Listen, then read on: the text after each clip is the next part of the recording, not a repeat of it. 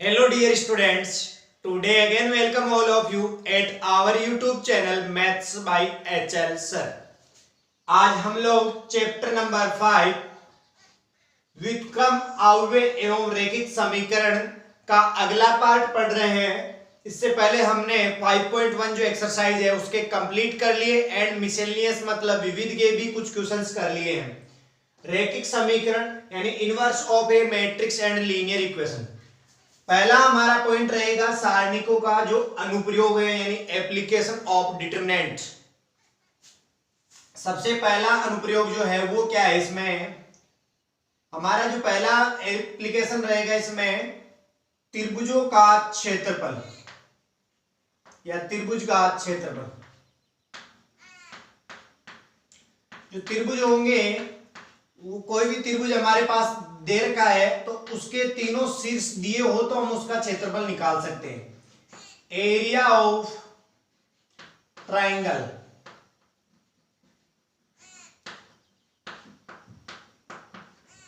तो ध्यान से देखना, त्रिभुज का क्षेत्रफल यदि आपके पास त्रिभुज के तीनों शीर्ष जो तीनों कोने होते हैं उनके निर्देशांक दे रखे हैं, तीनों वर्टेक्स के कोऑर्डिनेट आपके पास गिवन है, तो आप उस त्रिभुज का ट्रायंगल का जो है एरिया यानी क्षेत्रफल निकाल सकते हैं। किसकी हेल्प से? सारणिक के अनुप्रयोग से, यानी सारणिक की मदद से आप ये काम कर सकते हैं। तो देखिए मैं आपको एग्जांपल देता हूं। जैसे सपोज करो एक ये त्रिभुज है आपके पास, ठीक है, और इस त्रिभुज के तीनों ये शीर्ष हैं जिसके पहले शीर्ष के निर्देशांक x1, y1 है, दूसरे त्रिभुज के निर्देशांक x2, y2 है और तीसरे त्रिभुज के निर्देशांक x3, y3 है। तीनों बिंदुओं के निर्देशांक अगर आपके पास दिए हुए हैं तो उस पोजीशन में आप लोग, उस कंडीशन में आप क्या करेंगे, त्रिभुज का जो क्षेत्रफल होता है उसको सारणिक की मदद से निकालेंगे और सारणिक का जो चिन्ह होता है वो डेल होता है। तो डेल इक्वल टू क्या फॉर्मूला होगा, 1/2 और फिर सारणिक का चिन्ह लगा देंगे x1, y1। पहले जो है बिंदु के निर्देशांक यानी पहले एक कोऑर्डिनेट के जो है निर्देशांक लिख लेंगे वर्टेक्स के कोऑर्डिनेट, दूसरे के क्या हो जाएंगे x2, y2 यानी दूसरे शीर्ष के निर्देशांक, फिर तीसरे शीर्ष के निर्देशांक और साथ में आप 1 1 1 ऐसे लिख करके तीसरा कॉलम तीसरा स्तंभ भी तैयार कर लें ताकि आपके ये 3x3 ऑर्डर का स्क्वायर मैट्रिक्स की तरह आपके ये डिटरमिनेंट दिखे। ठीक है, तो ये डिटरमिनेंट यानी ये सारणिक आपके पास बन चुका। सारणिक हमेशा संख्यात्मक मान होता है, ये आपको मालूम है, इसलिए इसका भी मान निकाल लेंगे आप उसका प्रसार करके और 1/2 से गुणा कर लेंगे तो आपका क्षेत्रफल आ जाएगा। अब इसमें जो ध्यान रखने वाली चीज है वो क्या, क्षेत्रफल आपको मालूम है कभी भी नेगेटिव नहीं होता है। डियर स्टूडेंट्स ध्यान से सुनना, किसी भी ट्राइंगल का एरिया नेगेटिव नहीं होगा। तो हमेशा जब भी आपके इसका मान आए तो अगर जैसे सपोज करो किसी का आपके पास आ गया -15/2, कोई त्रिभुज का क्षेत्रफल है जिसको मैंने सोल्व किया तो उसका एरिया आ गया -15/2, क्षेत्रफल आ गया -15/2, तो आपको इसका उत्तर ये नहीं लिखना है, ये ध्यान रखना है, ये जो क्षेत्रफल है वो इसका एब्सोल्यूट वैल्यू यानी निरपेक्ष मान लेना है। एब्सोल्यूट वैल्यू निरपेक्ष मान का मतलब क्या होता है, तो देखो डियर स्टूडेंट्स, माइनस का अगर नंबर है तो उसको आप प्लस बनाकर लिखेंगे और यदि प्लस का है तो कोई प्रॉब्लम ही नहीं होगी।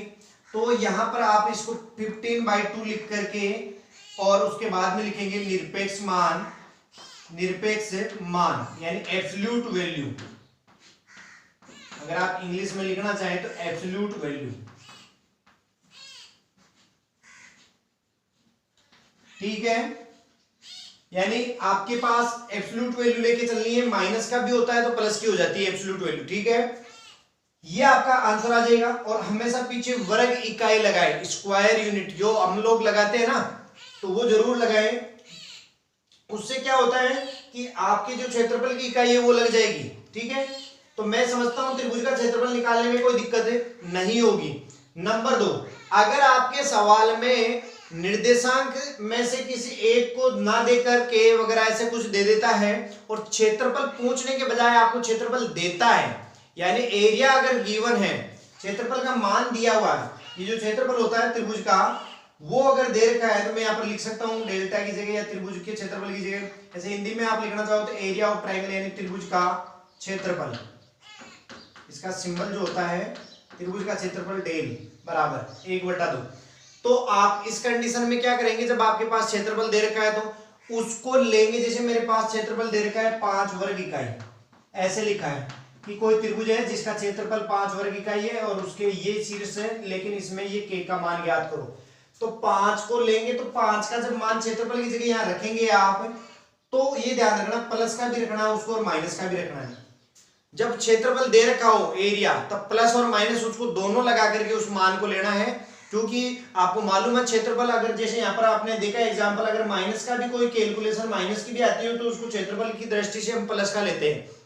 इसलिए जो हमारे को दे रखा है वो 5, इसका मालूम नहीं है कि ये प्लस का था कि पहले माइनस का था कैलकुलेशन में, लेकिन क्षेत्रफल की वजह से ही हमको +5 दे रखा है। तो यहाँ पर जब क्षेत्रफल का मान दे रखा हो तो उसको प्लस माइनस लेना है, और जब कैलकुलेशन करके क्षेत्रफल निकालना हो तो माइनस का भी आए तो उसको प्लस का लिख के उत्तर लिखना है, क्योंकि क्षेत्रफल कभी नेगेटिव नहीं होता है। अब मैं आगे बात करने वाला हूं इसके कि हम लोगों को अगर 3 शीर्ष देकर के क्षेत्रफल निकालने का फॉर्मूला ये है, तो कई बार ऐसा होता है कि 3 बिंदु ऐसे भी होते हैं जो सीधी एक ही रेखा में स्थित होते हैं।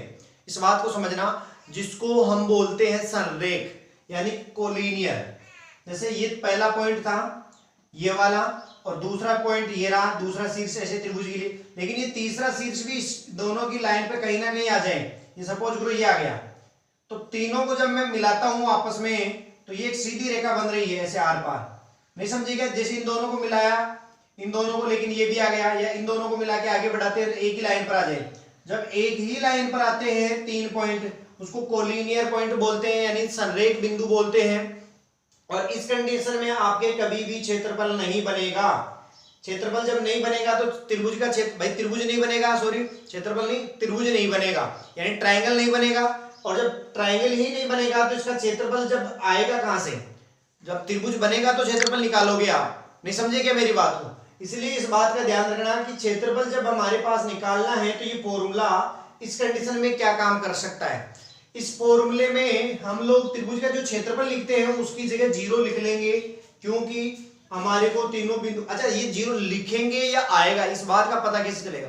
यदि आपको तीनों शीर्ष दे रखे, तीनों वर्टेक्स, और उन तीनों को लेकर आप लोगों को क्षेत्रफल निकालने के लिए बोला जा रहा है, यानी क्षेत्रफल आपसे पूछ रहा है एरिया, तो उस कंडीशन में आप क्या करोगे, क्षेत्रफल निकालोगे इसी फॉर्मूले से। यहां पर सब वैल्यूज रख लोगे, उसको सोल्व करेंगे। लास्ट में यदि आंसर क्षेत्रफल में 0 आ रहा है तो आप कह देंगे अतः ये दिए गए तीनों बिंदु कोई त्रिभुज नहीं है, अर्थात ये तीनों बिंदु क्या है, संरेख है, यानी एक ही रेखा पर स्थित है, कोलिनियर पॉइंट्स है ये गिवन पॉइंट। ठीक है, ऐसा आप कह सकते हैं, क्योंकि अगर आपका क्षेत्रफल पूछा है 0 आ गया तो।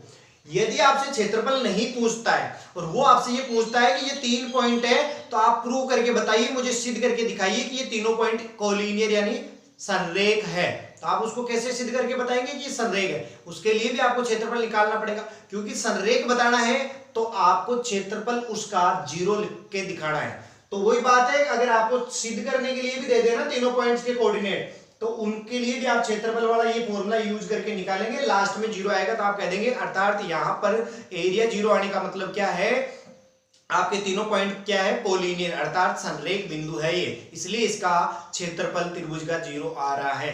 क्योंकि जो त्रिभुज बन रहा है वो इसके जैसा तभी बनेगा ना जब कुछ क्षेत्रफल होगा, वरना तो कोलिनियर यानी संरेख होगा। ठीक है, तो ये बात हमारी समझ में आ गई कि अगर क्षेत्रफल दिया होगा तो हमको प्लस माइनस लिख करके उस संख्या को लिख के काम में लेना है कैलकुलेशन।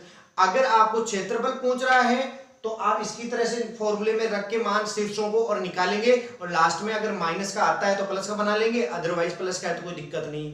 नंबर 3, अगर हमारे को क्षेत्रफल निकालने के लिए बोला, हमने लास्ट में देखा कि क्षेत्रफल निकाल रहे वैसे ही जैसे फॉर्मूला है, लेकिन आ गया 0, तो 0 आने की कंडीशन में हमको क्या करना है कि 0 आने की कंडीशन में हम नीचे लिखेंगे, अतः यहां पर त्रिभुज का क्षेत्रफल 0 है। और इसका मतलब क्या है कि आपके यहां पर तीनों दिए गए बिंदु संरेख हैं, यानी तीनों गिवन पॉइंट्स कोलिनियर है। ओके, अब आपसे अगर ये कह दे कि क्वेश्चन में आपसे नंबर 4 में बात कर रहा हूं कि आप ये बताइए, सिद्ध कीजिए कि ये तीनों पॉइंट संरेख है, यानी आपको कोलिनियर पॉइंट प्रूव करना है, कोई भी 3 पॉइंट्स को कहीं भी, तो आप लोग डायरेक्ट में जो है सारणिक डिटरमिनेंट्स वाला ये क्षेत्रफल वाला फॉर्मूला यूज करेंगे और इसी से आप लास्ट में एरिया जीरो निकाल लेंगे और जीरो जब आ जाएगा तो हम कह देंगे अतः ये तीनों बिंदु दिए गए क्या है, संरेख है। ठीक है, तो मैं यहां तक बात समझता हूं कि ये फॉर्मूला आप काफी इंपॉर्टेंट रहेगा, आप इसको याद कर ले। ठीक है, तो कोई भी तीन बिंदुओं को संरेख, अच्छा कोई ऐसे भी कह सकता है कि तीन बिंदु दिन आपको ऐसे दे दे कि ये है ऐसे कि ये k,0 है, दूसरा 1,2 है एंड थर्ड पॉइंट 3,-2 है, ये तीनों पॉइंट दे दिए, ये x1 y1 x2 y2 and x3 y3, और वो कह रहा है इन तीनों पॉइंटों को आप संरेख ले लीजिए, यानी ये तीनों पॉइंट दिए गए संरेख हैं। खुद बोल रहा है क्वेश्चन में कि वो संरेख हैं, लेकिन आप उससे k का मान निकाल के दिखाए, तब आप k का मान क्या बताएंगे। तो हम समझते हैं कि अगर तीन पॉइंटों के निर्देशांक हमारे पास गिवन है और वो खुद बोल रहा है कि क्या है, संरेख है, इसका मतलब तीनों पॉइंटों से बनने वाला जो त्रिभुज का क्षेत्रफल होगा वो हमेशा जीरो होने वाला है। इसका मतलब है हमारे को ये जो फॉर्मूला है उसको रखना है और उसमें यहाँ k 0 आ जाएगा, फिर 1 2 नीचे यहाँ पर 1 2 आ जाएगा और 3 -2 यहाँ पर 3 -2 आ जाएगा और त्रिभुज का क्षेत्रफल जो है उसकी जगह अगले स्टेप में हम जीरो लिख लेंगे, कारण चूंकि दिया ये है कि त्रिभुज तीनों बिंदु जो है शीर्ष वो संरेख है। तीनों बिंदु जब संरेख होता है तो हमेशा त्रिभुज का क्षेत्रफल हमें जीरो लेके चलना है। जब आपको क्वेश्चन में ये जानकारी दे दे कि क्वेश्चन में आपको ये जानकारी दे दे कि ट्रायंगल का एरिया, तो आप k का मान निकालो। अभी देखो त्रिबिंदुओं के मतलब 3 पॉइंट जो है तीन बिंदुओं के संरेख होने की शर्त मैं आपको बता चुका। तीन बिंदुओं को संरेख का मतलब है कि शर्त यही होगी कि तीन बिंदु अगर संरेख होंगे तो क्षेत्रफल हमेशा क्या लेके चलना है अपन को, जीरो।